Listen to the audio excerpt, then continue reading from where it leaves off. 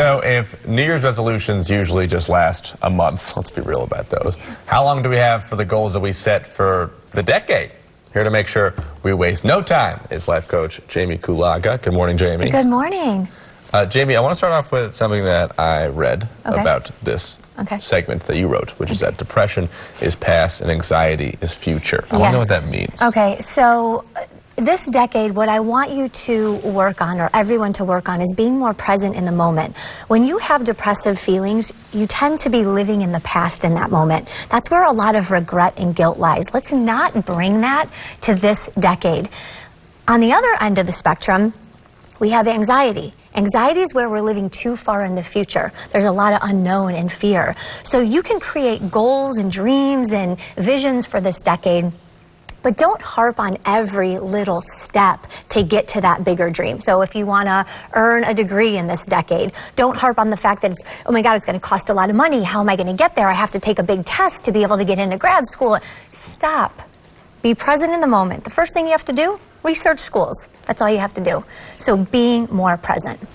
I do think that's a really good point. I have that problem a lot too, where I'm thankful that I have anxiety, or else I wouldn't push myself to work harder. But at the same time, I get so wrapped up in all the steps. Like when I moved here, you know, I just have to pack this box instead of thinking about 20 boxes. Yes, and it'll shut you down. And we don't want that this decade. We want to move forward, and we want to be successful. That's right. And one thing that people always talk about, and I always hear about them, I've never really made one, though, is the vision board. Oh, we're getting you to make one. We're going to get me to make one? Absolutely. So that's on your What's your the first list. step? There's so many steps. I know. I guess you're shutting down already. You're shutting down. So a vision board essentially is all your dreams, goals, and visions that you have for this decade, this year, this month, whatever it might be, on a poster board. You can go to Pinterest. You can go on Google. You can, whatever, go to magazines. Cut out pictures of all of the things that you want to achieve and put them on a board. Put that board out where you can see it all the time. That way, you can see your dreams right in front of you. And when you're discouraged, you can say, oh, on those really trying days, this is why I need to keep going. For example, if you want to buy your dream house in this decade, put up a big house and look at it all the time. It'll get you motivated and inspired. There is a ton of research behind the power of visualization. So in this decade, it's all about visualizing your goals in addition to writing them down. And pro tip for anyone out there, if you have a spouse or a partner, do a vision board with them, and that will motivate you together to move toward your dreams and goals. You know what I'm going to do? I'm putting my vision board on the fridge. It's going to go on the website, and we're going to all see it. If it's on the fridge at 3 a.m., if I really want a cheese stick, I'll see all my goals. Like, maybe I don't need this. Yeah, I don't need this pizza. Forget it. Yeah, I like that.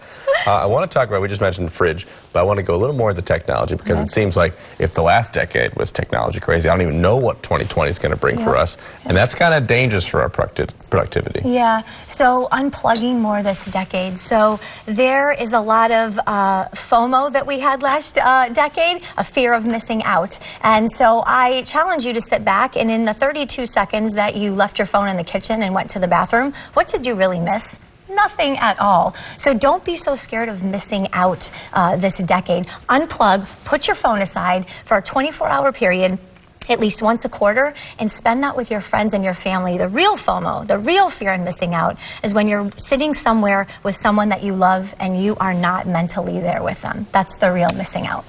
And I think another point you really wanted to make today was about teamwork in general, that doing things. We have this whole DIY bubble that we've kind of created about doing things by yourself, but it's okay to do a DIY project with other people. Absolutely, absolutely. Doing things on your own is so last decade. Creating a circle of people that are motivating, inspiring, and want to help you achieve, that's what's happening in this decade. Create a strong circle, and you will be more likely to succeed in this decade.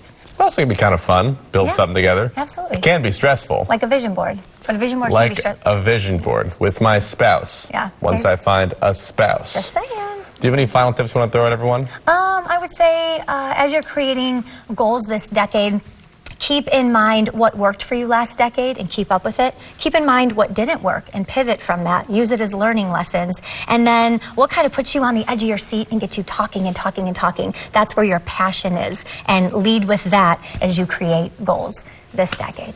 I like that. Learn from failure. And as one of my favorites, Conan O'Brien always says, be careful of what lessons you take from success, because sometimes that can be misleading too. Absolutely. Is what works. So Absolutely. take inventory of both. Jaime, thank you so much for being here. Thank you for Appreciate having meeting me. you. Happy New Year. Yeah, Happy New Year, everyone. Daytime will be right back.